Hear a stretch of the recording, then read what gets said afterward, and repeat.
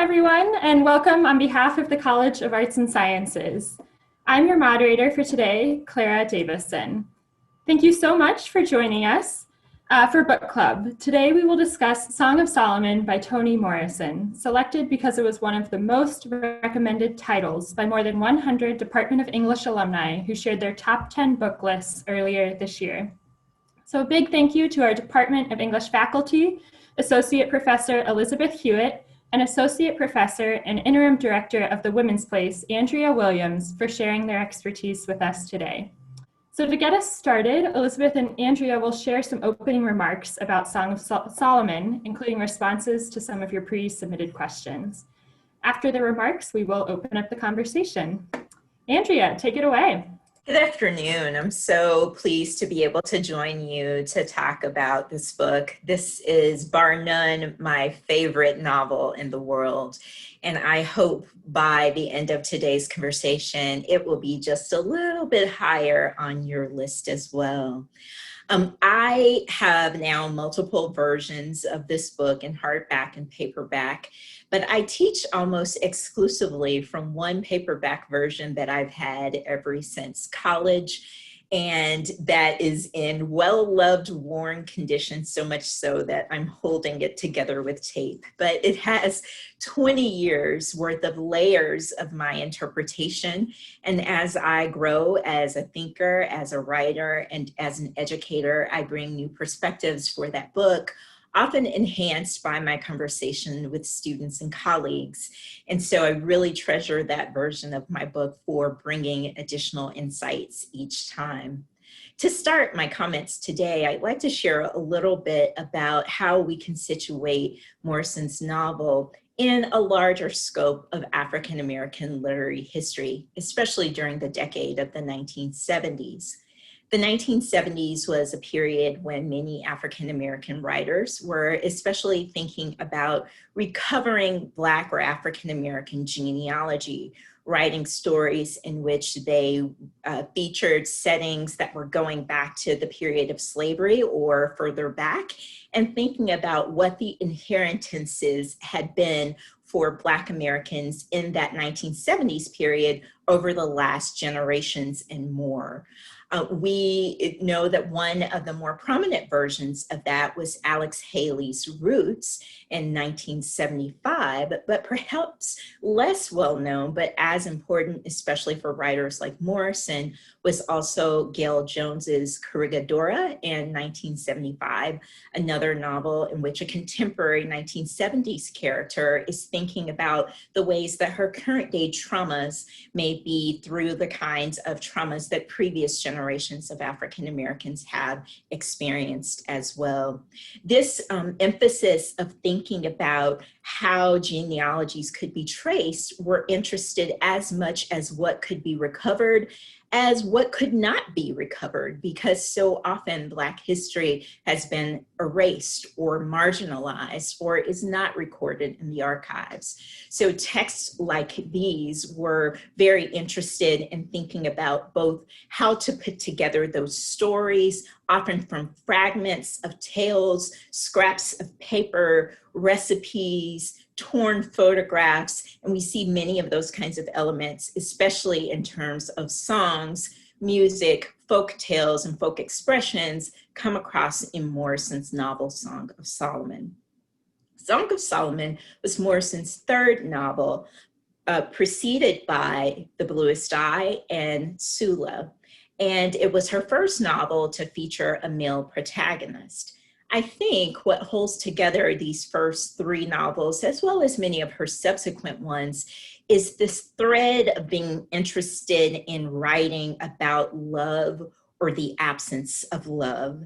And you can think about this in a number of her texts, not only one of her books that she actually labels or titles Love, but in the first book, The Bluest Eye, we saw a kind of absence of love, an inability for American culture and even immediate families in some cases to protect and love and nurture Black girlhood. In the second novel, Sula, we really saw a kind of love between two friends, Sula and Nail, who had grown up together and had a great respect for one another. And here we then turn the scope to think about brotherly love between people like Milkman and Guitar, as well as the kind of familial love that Guitar and Milkman are thinking about for both their own personal families and a larger understanding of kind of racial background as a symbolic or more general collective family there. In thinking about this kind of importance of love, however, one character that some of you have asked about already in your questions is Hagar, where we actually see that absence of self-love, at least for herself, even though Pilate notes how much that she actually was loved after all and simply wasn't able to recognize that. When I often engage Morrison and think about approaches to reading her, one of the things that comes across and that I share with my students in particular is her real appreciation for language. So whether you are coming to this book having recently read it, or you are using today's conversation as a kickoff with a few spoilers to reading it a little bit later, you really need to pay attention to how Morrison is using language. I really love the kind of lush, speakerly language that she uses. And by speakerly, I mean language that is meant to read almost as though one would speak it. And here she's paying great attention to African-American vernacular culture or Black folk expressions, a lot of the ways that people might talk amongst themselves when they're with friends and family. One of the things that you'll find about Morrison is that she doesn't use tags very much to say, he said, and then she said, and then he said again, and then she said. You really have to track with the conversation. But even should you not, sometimes it's less important who the particular character is who's saying it than how those expressions are really reflecting about the communal sentiments. So one of the things that I appreciate is so often when we have what might be called these kinds of chorus moments where we're not quite sure who the speaker is, but we just get a sense of how African-American communities are interacting. One of these moments is when Milkman goes back to one of the hometowns that his longer family was associated with, and people ask about his father, Macon, and say, what kind of car did he drive? Who did he end up marrying? And we don't get the names of who those people are, but just the tanginess and pace of their language gives us a sense of their excitement and the richness. So I really think that Morrison's speakerly language is just for that, speaking. So it's great to read aloud. And if you get a chance, you might also look for audiobooks in which the author herself reads many of those novels rather than having them performed by a voice actor. Another thing that comes across in terms of attention to her language would be the ways that she really puts a lot of emphasis on the first lines of her novel. In fact, Morrison has written a whole essay about how she would analyze the first lines of her own novels, admitting how very well crafted they are. So as a reader, I suggest that you pay attention to those kinds of privileged positions of the first or last lines of chapters or of sections that give us some sense of chronology, but also starting to heighten the kind of dramatic moment that is leading in. That's certainly the case here, where we meet Mr. Robert Smith, who is on the verge of jumping off the building. You're starting right in the middle of action with that kind of first line. However, Morrison doesn't reserve all of her best things for the first line. In fact, that kind of richness of language also comes across in her figurative language. So one of you asked in particular about a passage in which Milkman is thinking about his relationship with Hagar that has gone sour and that he has tired of her or become indifferent to her. And I too really love this line. And so I have to read aloud just a bit. In my version, for those of you who may have a similar version, this occurs over in page 91, but it begins, she was the third beer. Not the first one, which the throat receives with almost grateful, tearful gratitude, nor the second that confirms and extends the pleasure of the first, but the third, the one you drink because it's there, because it can't hurt, and because what difference does it make? I mean, it's really heartbreaking when you think about the way that he has no affection by this point for Hagar, but just that one line, she was the third beer, is so telling by itself. So I love the ways that we can engage with Morrison's language. The second tip for reading any Morrison novel that I would say is that you really have to pay attention to chronology, because she emphasizes history, memory, and time in ways that aren't always linear, or that are non-linear, or that are recursive, so that someone might be in the present and then back to the past and then back to the present again. For those of you who especially appreciate a more linear storyline, you may appreciate little tips like creating a kind of timeline for yourself. Anytime that you see an actual year cited, you can write that down and then think about how to track how the story is unfolding. That's our little cheat sheet. But at the same time, it really undoes much of the intricacy of what Morrison is trying to do with time, where it's very important that time doesn't always unfold from beginning to end, nor do we have all the details. One of the ways that she manages time in the book is often by having people refer not to years by the actual numbers or dates of the years, but to think about how African-American memory for a number of people is often emphasized by what's the year that some particular white violence or war or depression happened. So she doesn't always tell you the year was 1955. She'll instead refer to Emmett Till, a young man who was killed in Mississippi in an instance of racial violence. She doesn't always say the year was 1963, but she'll refer to pastel dresses as Guitar is thinking about what was in fact the burning at the 16th Street Baptist Church in 1963. So the richer of an understanding of African-American history and American cultural history and icons that you have, the better you'll be able to read Morrison's novels. The final thing that I'll mention about that is that you'll also notice that with her understanding of history, she often is moving her characters across space and geography. As a scholar of particularly 19th century African-American literature, we often associate Black life in the earlier periods with the South or with enslavement, although necessarily that is too narrow of a way to really think. Morrison reminds us of that in her early novels in particular, where her characters are situated in the Black Midwest, in Ohio and in Michigan. Morrison, of course, herself was from Lorain, Ohio. And so it's very fascinating to be able to think about how African Americans are inhabiting these different spaces, even when they often have a direct or indirect relationship with parts of the South, or even beyond, with either a direct or more symbolic relationship with different parts of Africa. And I think that especially comes across with the way that she's using folklore.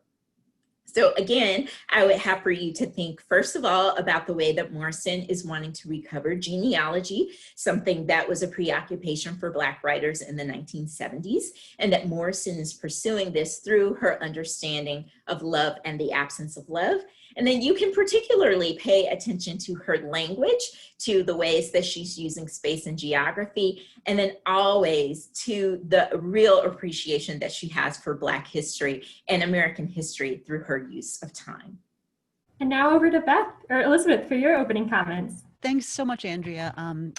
A lot of what I want to talk about is going to repeat those issues. Andrea and I got a chance to talk a little bit before earlier, and I confessed I'm so excited to get a chance to talk about what is also for me a favorite novel, probably my most favorite novel. The first time I ever taught Song of Solomon was actually 20 years after the novel was originally published. The day I taught it was April 25th, 1997, and it was my second year as a professor.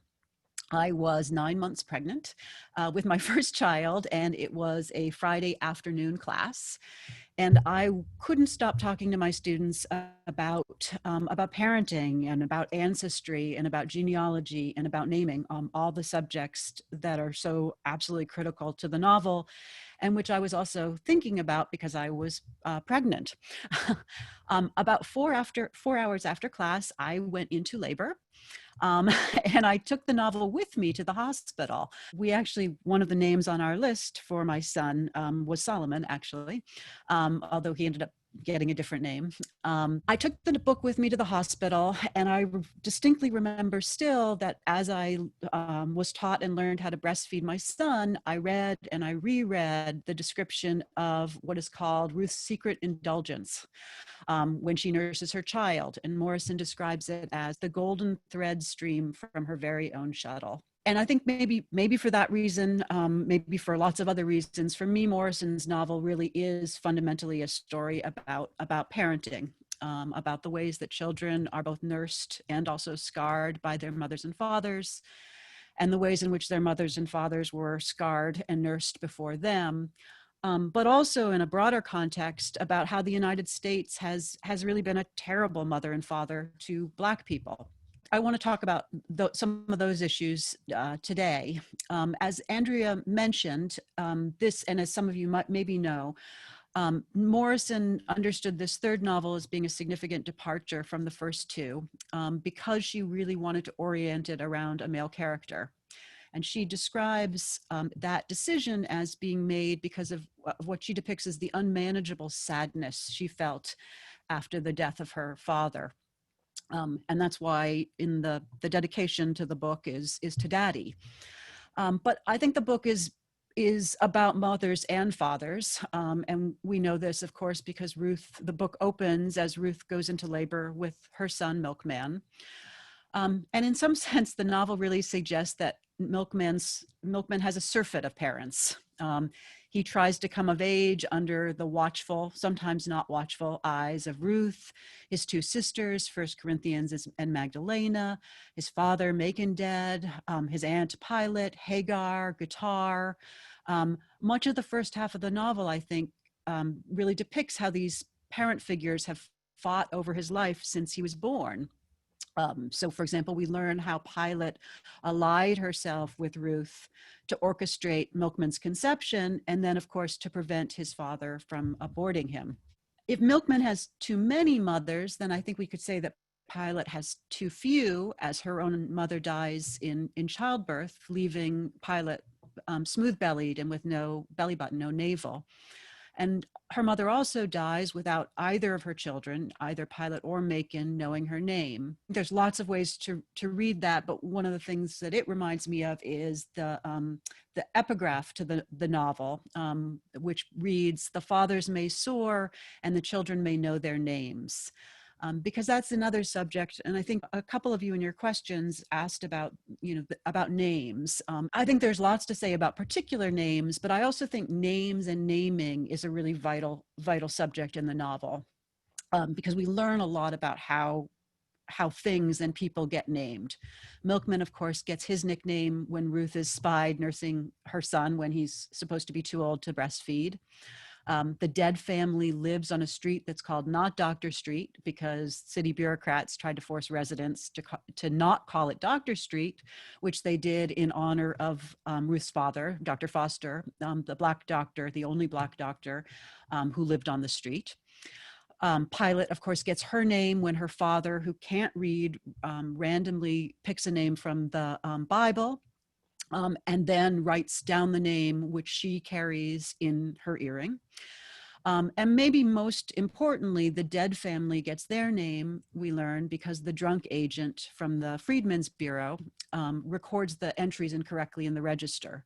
So Milkman's grandfather becomes Macon Dead because the place of birth is entered as his first name and the status of his father, Dead, is entered as the surname. And thus the novel really, it points to the case, which is in fact the case for almost every Black American whose ancestry in the United States reaches back before emancipation, which is the source of names comes maybe partially from kinship, but also from white supremacy, which is why in one of the beautiful passages of the novel, which underlies Andrea's point about just the exquisite language of the novel, Macon is thinking about names. He's thinking about the name on his shop, which still reads Sonny's Shop. And he writes, surely we had some, or he doesn't write, he muses, Morrison writes, surely we had some ancestor, some lithe young man with onyx skin and legs as straight as cane stalks, who had a name that was real, a name given to him at birth with love and seriousness, a name that was not a joke, nor a disguise, nor a brand name. It's a extraordinary passage, and in some sense for me it helps me orient the plotting of the novel, because I feel like the second half of the novel becomes Milkman's quest to seek out these real names, these names that are not a joke or a disguise or a brand name. He doesn't know that that's his quest, but that proves to be the quest he's engaged in. And actually that raises another, I think, really important theme for me, or subject matter, which is Milkman's Quest begins, and this begins the second part of the novel, with an airplane flight to Pennsylvania, another part of the Black Midwest, because it's in I think Danville, so it's kind of up near where Scranton is. And he takes an airplane ride, which gives us that all-important theme of flight that's woven by Morrison's own golden shuttle throughout the entire novel. Just to rehearse some of them, the novel begins, of course, with Mr. Smith flying off the hospital roof. As a little boy, we're told that Milkman looks backward when riding in the family car, so he doesn't have to see the winged woman on the front of the Packard. Later, Guitar and Milkman see the white peacock with what Milkman describes as its jive flying, because it's weighed down with too much stuff. In Virginia, Milkman learns the story of the flying African children. And probably, maybe most importantly, the novel ends with Milkman's own leap into the air. There's the ending, the so important beginning and the so important ending for Morrison. And the importance of flying is also actually signposted in the cover to the first edition of the novel, which decorates the S's of Song and Solomon with wings, as if those letters themselves are objects that could take flight. My colleague Jolie Braun has a video that I think we're going to link up to this, so that you can see her talking about that first edition. You'll get to see what that looks like. I unfortunately do not have a first edition, so I can't show it to you. And then, of course, the epigraph says, the children may learn their names so that the fathers may soar. A couple of you in questions, I think even maybe three, asked whether or not Morrison is making an allusion to Icarus with this motif of flight that moves itself through the entire novel. A myth that we have historically read as a cautionary tale against human hubris. And I think because Song of Solomon has a character that's named Circe, Morrison named Circe after the Circe who was sister to King Minos's wife and also mother to the Minotaur. It makes sense that we would think about Icarus, because of course Icarus is Daedalus's son. But I actually don't think that Greek mythology is the archive from which Morrison is drawing this portrait of flight. And the reason for that is because, I mean, several reasons, but one is I think it's really crucial that Milkman is not scolded for flying too high. That's not the motif that she's thinking about. Instead, Morrison is invoking a really rich tradition in Black American folklore and also Black American literature about human flight, about what Milkman later finds out from Susan Bird is called the myth of the flying Africans. And many of you actually may be familiar with these stories. We read stories about Africans flying in 18th century Black Atlantic writing, in which enslaved people describe dreams of flying back to Africa. Folklorists, including Zora Neale Hurston, have recorded the oral tradition of the myth throughout the 18th, 19th, and 20th centuries. The great children's writer Virginia Hamilton, who, like Morrison, is also from Ohio, has a famous collection of Black folk tales, and it's named after the title story, which is The People Could Fly. It even works itself into our 21st century with Afrofuturist science fiction. I haven't re-seen Black Panther in a bit, but I'm pretty sure that Killmonger actually references it right before he dies. This idea that you would fly into death. So it's just a really rich, important trope to African American culture and to American culture more generally. In the novel, of course, when Milkman finally learns his ancestors' names from Susan Bird, that's the very same time that he learns that his great-grandfather Solomon was one of those flying Africans. And so in that way, the novel links flight to emancipation. Solomon gets to go home. Flight is also linked to death, because to fly home is to choose death over bondage. And I think Morrison emphasizes both of these things. It talks about the paradox of emancipation in Black life, that it was so often suicide. But the other thing that Morrison's novel emphasizes that I don't necessarily see in other invocations of the myth of the flying African is how flight also leaves people who mourn. So that when Solomon flies away, he leaves his family. He leaves his wife Rina and their 21 children. And of course, when Milkman flies away, he too leaves Hagar, Pilot, Ruth, his sisters. And the novel, I think, makes it clear that that flight might be necessary, but also there is a kind of scolding. The thing that Jake tells Pilot over and over again is you just can't fly off and leave a body. But again, thinking about Icarus, I don't think that reproach is like the cautionary tale of Icarus. Solomon and Milkman don't fly away because they're too proud. They're not scolded because they fly too high.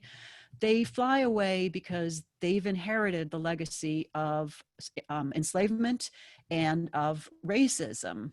And the legacy of that is it has made flight, which also implies the cutting off of familial ties, as the only way to figure liberation. And I think part of Morrison's project is to refigure flight as something that, actually, to use the word that Andrea said is so important to the novel, as love. And not abandonment. I'll just conclude by saying I think Toni Morrison's Song of Solomon is a perfect novel. There aren't that many perfect novels. I think this is one of them. When I say it's perfect, I mean it's technically flawless. I don't think there's a wrong note in the entire thing. But it's not because of the technical flawlessness that I return to it year after year to reread and to teach. I turn to it because I really feel desperate to return to the scenes that Morrison paints. Pilot boiling a perfect egg. Guitar explaining why he hates sweets. Hagar's frantic and heartbreaking shopping trip and makeover, or attempted makeover. Lena finally telling Milkman that he's pissed his last. Ruth's recollection of the throbbing stain, that's Morrison's metaphor, left by the centerpiece that she's left to decay on the dining room table in the house. And in fact, actually, it's that last scene that seems really, for me, a kind of a perfect metaphor from my experience of the novel as a whole. Morrison made a gorgeous thing, like what sounds to be like Ruth Foster's centerpiece. And I want to return to it, the novel, again and again, because it is so beautiful. But also, I will say that as a white reader, I also return to this novel because it gives me And here I'm quoting from the novel, and for Ruth Foster's description of that water stain on the table, it gives me a mooring, a checkpoint. Those are her words, by which to also measure the violence that has shaped the lives of African peoples since 1619. And so those are the reasons why I read it year after year and teach it honestly whenever I can. Thank you, Andreá and Elizabeth, both for your really insightful opening comments. So our first question is from Bonnie. What other perfect novels would you recommend? This is the best. Andreá, can you think of other perfect novels? I tend to like imperfect No. novels with a real sense for the dramatic and for the ways that so often the imperfection of other texts in terms of their mixing of different genres that seem like anything from mystery to horror to realism actually shows the complexity of Black life under duress. Yeah. So I think you're right in saying that one of the things that is great about this novel is that even when the scenes themselves are harrowing, even when, and this can be said about Beloved and some of the other texts as well, that even when those texts and those moments are so terrifying, it's beautiful in itself, and each one of those elements kind of comes together in that way. So this definitely would be a kind of epitome for me. One that comes to my mind, it's a very different novel from a different period, would be, but it's interesting because it also involves an issue of emancipation and suicide, is The Awakening. I too, Andreá, like I like imperfect novels too. There's not many novels where I just think, wow, I would not change, like everything is beautiful. It's just an extraordinary thing. In addition to, you mentioned how we might better look towards African folklore rather than Greek mythology alone, but I think also the kind of threads of fairy tale that are also happening here with Hagar in her Goldilocks bed, with the kind of Jack and the Beanstalk. I mean, Morrison draws on so much here, and I think that that really contributes to the perfection and rewards rereading. I agree. I mean, actually, that's one of the things that is kind of amazing, is how many different kinds of archives she's taking her material from. Because I was thinking, when you said fairy tale, there's Hagar in her, as you said, in her Goldilocks bed. That scene that I started with, where Ruth is nursing and she's remembering nursing, that's described as a Rumpelstiltskin. I think Macon and Pilate are described as like Hansel and Gretel like. There's the fact that the witch is called Circe. I mean, it's just a kind of, it's a remarkable, it's like a crazy quilt in some sense of drawing from all sorts of cultural reservoirs. Our next question from Daryl. If you were to recommend one other book written by Toni Morrison besides Song of Solomon, what would you recommend? Probably Beloved. Beloved, yeah. I will say though that I really appreciate Paradise, and probably Beloved. No, Song of Solomon I teach every year. If it is a composition class, if it is American literature, if it's African American literature, if it's women's literature, I teach Song of Solomon almost every year that I can, or at least some Morrison every year. And so the times that Song of Solomon isn't a good fit, I often teach Paradise, because I'm interested in, again, how she's thinking about these ideas of love and of nation and of family and of people, and thinking often about American founding. And as you said earlier, the ways that those kinds of familial language that we often associate with nation don't seem to work adequately when we think about the poor treatment of women, immigrants, people of color in this nation. And so Paradise is really rich in that. She also does there what she does in some other places in terms of the nonlinear understanding of chronology and a sense of uncovering history. In this case, the history of all Black towns.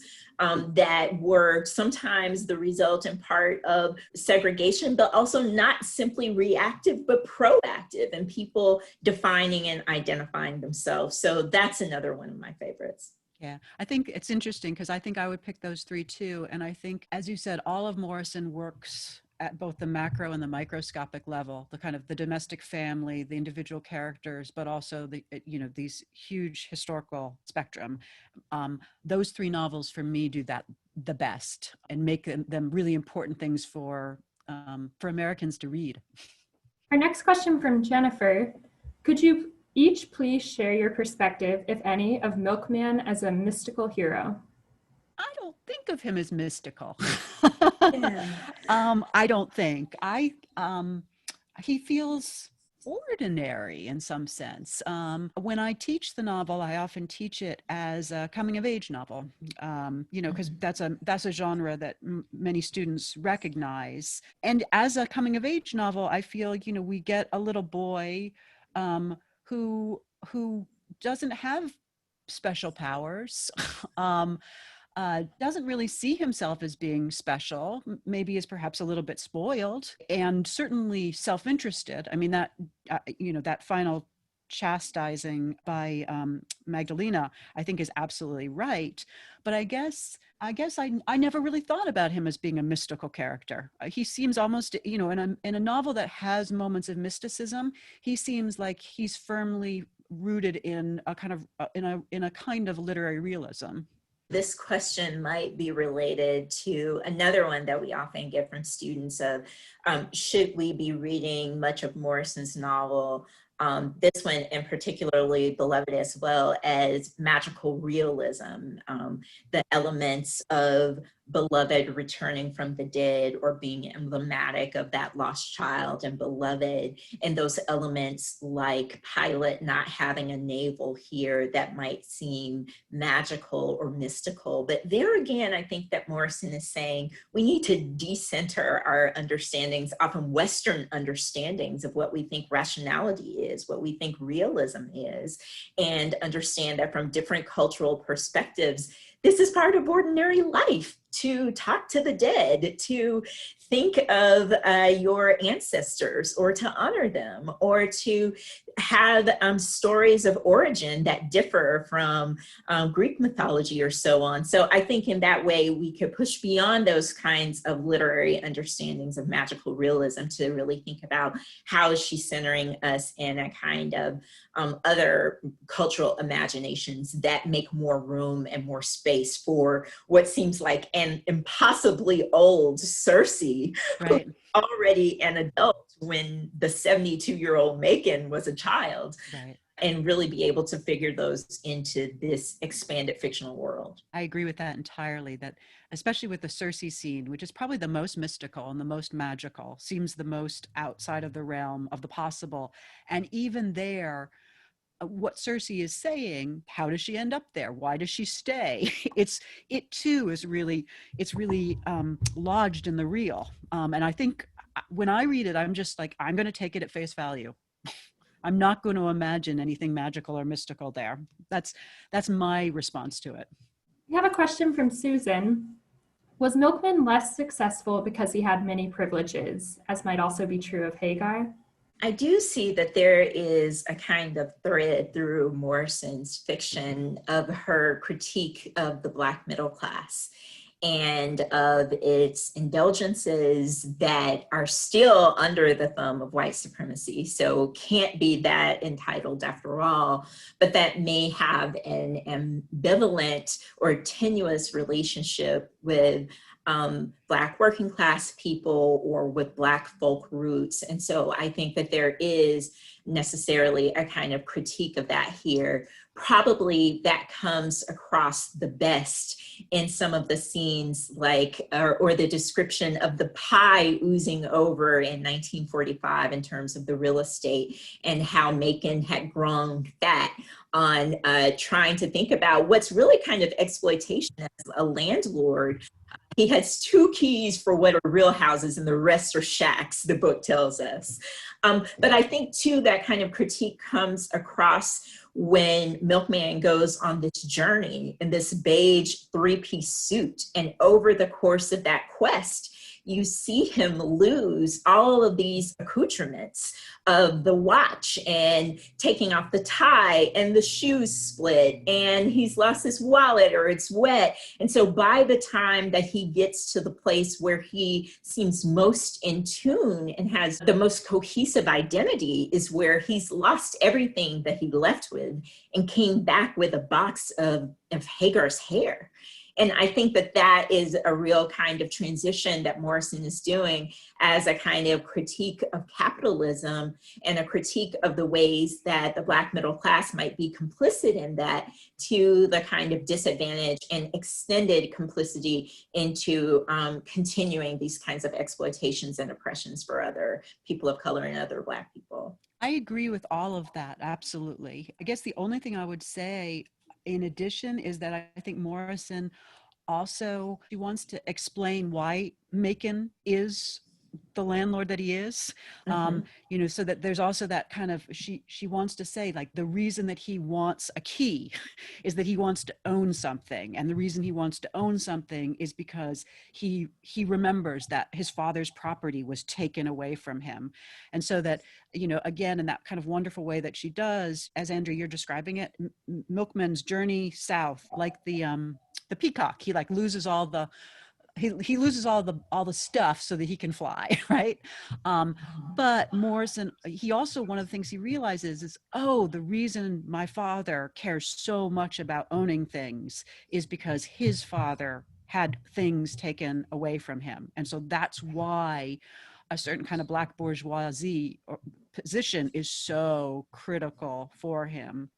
And I think there's a little bit of that argument with Hagar too, because in some sense, maybe the novel is a little bit critical. I'm not sure if the novel's critical about Hagar, but it certainly says she doesn't fit with Reba and Pilot. You know, she wants a kind of bourgeois middle class house, her Goldilocks bed, but she can't.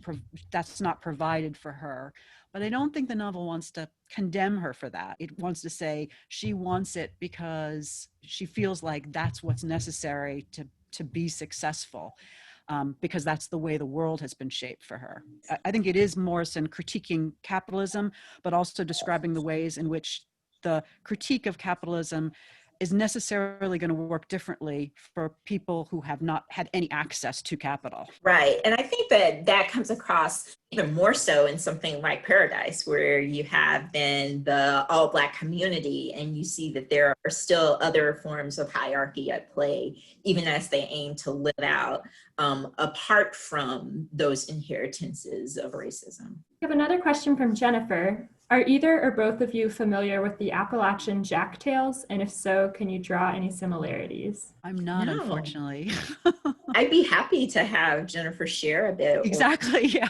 To respond to you either now or later.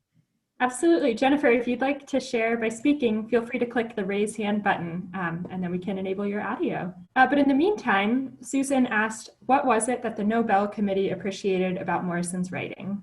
I think much of what we appreciate as well, especially the real fervor of the language and the ways that she represents the richness of American life, writing Black experience into that story in a powerful way.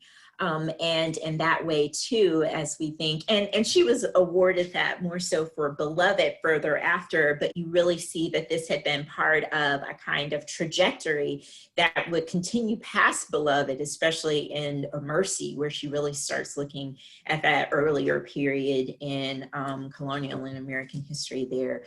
So really appreciating the ways that she is lending a different voice and a new voice to stories, especially through her masterful use of language and her ability to draw on all of these different traditions, as Elizabeth mentioned earlier.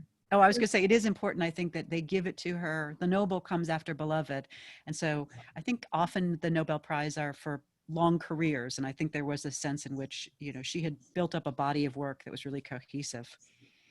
And, you know, it's notable too that a number of critics had also lobbied or highlighted the ways that Black writers' works had so often been not addressed in awards or awarded or nominated, and have been thought about as provincial. And people would repeatedly ask Morrison, when are you going to write about something beyond Black people? And Morrison was really intent on challenging that idea of white universalism, that if a character is not racialized, that they are automatically white, and that whiteness is in the imagination. I even had a student in one of my African American literature classes before who said, even though I've been in this class for a month, I have to remind myself that the characters are Black. Because the understanding of coming to a book and not having those racial codings, as African Americans don't walk around saying, oh, I saw this other Black person, and so just Morrison really challenges that idea that we have to reach beyond in order for readers who aren't African American to be able to savor the experience, and especially the kind of artistic way that she's representing it here. We had a handful of pre-submitted questions about the title of Song of Solomon, asking if Song of Solomon is a love song or if there are biblical origins for the name. So maybe you two can speak to that. I read that question, and yes, I think that the answer to that is that Morrison names it Song of Solomon in part as an allusion to the fact that it's that ultimately it's the song about Solomon, the character in the novel, but obviously also an allusion to the biblical book, Song of Songs, or sometimes called Canticles. My scriptural knowledge isn't that good, and I actually don't know what the scholarship says about the naming of the book, but of course that book they're love songs. It's really atypical in the Bible because it's not, or at least in the Old Testament, because it's not narrative, it's not plotted, it's just love songs.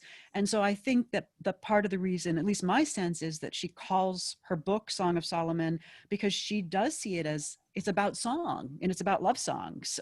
When the novel ends, Pilate asks Milkman to sing for her. And she says, if I had known more people, I would have loved them. I would have loved even more. And so I feel like it really is, it's a love song. I think, even the way that Guitar presents the kind of vigilante group that he's part of self-defense for Black life, is he's saying, I don't hate. I'm not angry. This is about love. This is about love for Black life that has not been defended, that has not been protected by a rule of law or by juries. There's a line that says, a Black person isn't a victim until a white person says that he is.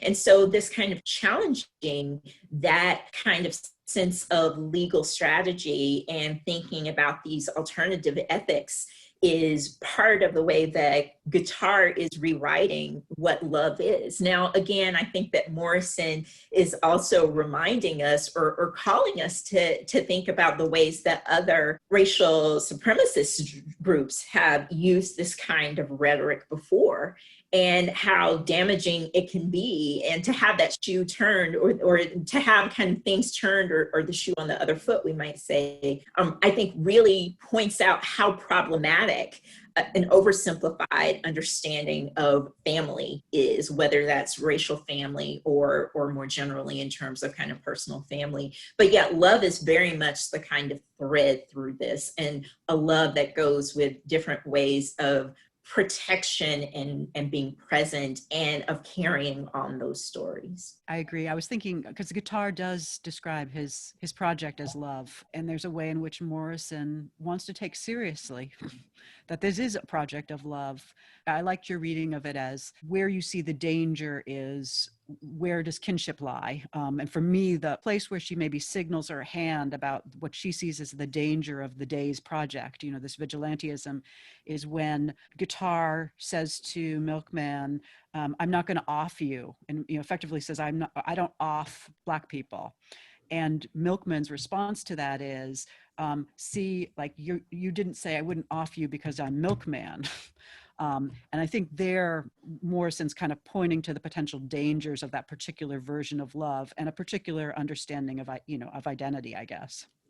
For our final question today, could you share why the novel endures to you? I think with the kinds of calls for racial justice that have been especially amplified over the last few months, I have been thinking more about Guitar's refrain of "everybody wants a Black man's life," and thinking about the precarity, the vulnerability of both the kind of love and theft that happen around Black bodies and Black experiences under other powerful forces, including white supremacy. That registers with me these days in thinking about a real call for other forms of love and understanding the way that recovery of history is part of that expansion of love. So I really appreciate that kind of storyline, but I'm drawn most, I think, to the character Pilot and to this search for ancestry and the way that she figures as that ancestor. I mean, who doesn't want Pilot as your aunt to make homemade wine that she never drinks and boil you a perfect soft-boiled egg and tell you stories that affirm you at the same ways that she's capable of pulling out a knife on someone? This book is just rich with characters, with language. And one thing that I note is that you don't see the characters very much. Morrison doesn't spend very much time on description because she's very interested in interiority. What is the thought and the feeling and the response that one gets when you've lived under certain conditions? And how can you reclaim your space in history through story, as she does here? I agree. Maybe I guess one of the things that I think is so extraordinary about what it is she does is that she gives us such extraordinary interiority. I can't tell you how often I think about Pilot and how she always kept something in her mouth, and that, like, the scene of her putting Argo cornstarch in her mouth, which is like such a tiny thing, and yet I recall it. It's so precise, and yet to feel as if I understand that precision, that very, very particular thing in, as Andrea said, this long chronology of the 20th century that involves Emmett Till and the Birmingham bombing. And so I think the reason it endures is because you get this close-up vision of these lives of characters that you want to be with, and yet also you feel like you are getting a story of the nation at the same time. And that makes it kind of timeless in a way. Well, Professor Williams and Professor Hewitt, thank you so much for sharing your expertise and your insight with all of us today. And thank you to everyone who joined today. We hope you really valued the last hour of conversation. So thank you all and have a great one.